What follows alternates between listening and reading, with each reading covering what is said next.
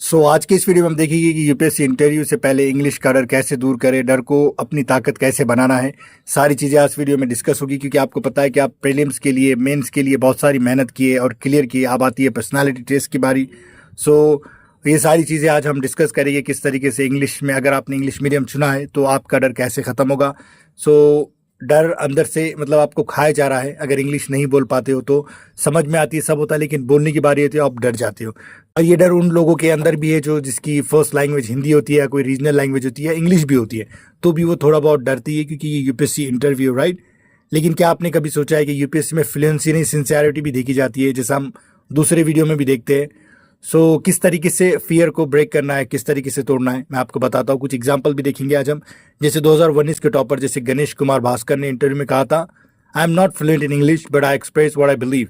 मतलब मैं इंग्लिश में फ्लुएंट नहीं हूँ, लेकिन जो मैं भरोसा रखता हूँ वही मैं एक्सप्रेस करता हूँ, वही मैं बताता हूँ। और उन्होंने करीब एयर 7 रैंक हासिल की थी। यूपीएससी बोर्ड चाहता है कि आप खुद को ईमानदारी से रखें, ना कि डिक्शनरी की तरह बोले।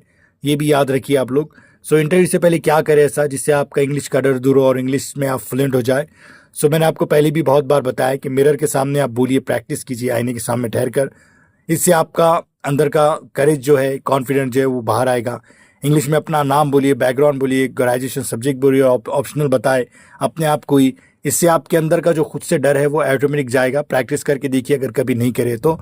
प्रैक्टिस से फ्लुएंसी अपने आप आ जाएगी। ये आपको पता ही होगा, जो चीज़ आप बार बार करते हैं वो प्रैक्टिस के साथ आ ही जाती है। कुछ फ्रेजेज जो हर इंटरव्यू में आप काम आएंगे, वो मैंने आपको पहले भी वीडियो में बताया था और भी बताता हूँ। जैसे इन माई ओपिनियन, मतलब मेरे नज़रिए में ऐसी चीज़ है। आई बिलीव, मैं भरोसा रखता हूँ। Could you please repeat the question, क्या आप अपना क्वेश्चन रिपीट कर सकते हैं अगर आपको क्वेश्चन समझ में नहीं आया। To the best of my knowledge, यानी जैसे मुझे जो मेरा बेहतरीन नॉलेज है मेरे पास, उसके हिसाब से मैं ये आंसर दूंगा, ऐसे मायने इसके। आप मॉक इंटरव्यूज़ भी दे सकते हैं, जैसे आप यूट्यूब पर भी देखते हैं। कम से कम 5 से 7 बार दीजिए इंटरव्यू से पहले, इसी में आ जाएगा। और आपको इंग्लिश में सोचना शुरू कीजिए, खुद से सवाल पूछिए इंग्लिश में, जैसे what are my strengths and why do I want to join civil services. और खुद ही जवाब दीजिए, अलग अलग तरीके से जवाब देने की कोशिश कीजिए खुद ही को। और मतलब ट्रांसलेट करने की ज़रूरत नहीं है, उसे सिंप्लीफाई करें, क्योंकि हर वर्ड इंग्लिश में ट्रांसलेट नहीं हो सकता। आपको उसका जो सेंस है वो लेकर चीज़ों को ट्रांसलेट करना है, सिंप्लीफाई करना है। ट्रांसलेशन में अटके नहीं रहना है, राइट। सिंपल और क्लियर इंग्लिश में बात करने की कोशिश करना है आपको। इंग्लिश आपकी पहचान नहीं है, आपकी मतलब सोच है, आपकी सोच की भाषा है एक तरह से। आपकी ये सोच ही है, मतलब आपको लगता है कि इंग्लिश बहुत डिफ़िकल्ट है, लेकिन है नहीं, राइट। यूपीएससी बोर्ड आपसे इंग्लिश एक्सेंट नहीं, ऑनेस्ट आंसर चाहता है, क्योंकि बहुत सारे लोग एक्सेंट के चक्कर में प्रॉब्लम क्रिएट करते हैं इंग्लिश बोलते वक्त। आपके अंदर क्लैरिटी होनी चाहिए। लैंग्वेज वैसे भी मैटर नहीं करता आजकल, ये यूपीएससी भी खुद बोलता है कि हम उस बंदे को देखते हैं जो ऑनेस्ट हो, सिंसियर हो, अपनी बात अच्छे से रख सके, पब्लिक को लेकर चल सके, राइट। इंटरव्यू से एक रात पहले भी मतलब खुद पर भरोसा है, ऐसे कुछ वर्ड्स दोहराए अफर्मेशन वाले कि मैं कर सकता हूँ, मुझसे पास होगा। अपने स्ट्रॉन्ग पॉइंट्स रिवाइव करिए, जो भी आपके अंदर अच्छा ही है। अपने हॉबीज़ पर सवाल सोचिए और ख़ुद को ये लाइन मतलब बताते रहे कि मैं तैयार हूँ, मैं सच्चा हूँ और मैं कैपेबल हूँ। बस यही यूपीएससी चाहता है आपको। मतलब ये सारी चीज़ें आपको आनी चाहिए। अभी आपको ऐसी लगेगी सिंपल, लेकिन जब आप उस फेज़ में जाओगे तो आपको थोड़ा सा डर लगेगा, राइट।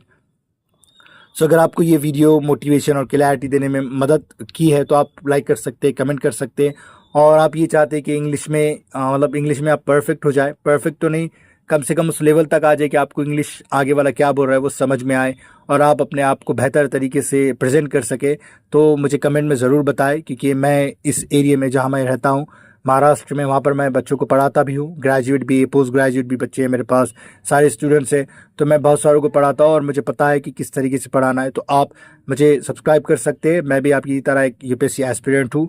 तो मुझे बताएं कमेंट में आपकी क्या राय है, क्या सीरीज़ चलाना है, बताना है, क्योंकि आप बहुत कम वीडियोज़ देखते हैं तो व्यूज़ बहुत कम आते हैं, इसीलिए थोड़ा मोटिवेशन हमेशा डाउन रहता है। तो बताएं मुझे क्या है आपकी राय। वीडियो देखने के लिए आपका बहुत बहुत शुक्रिया।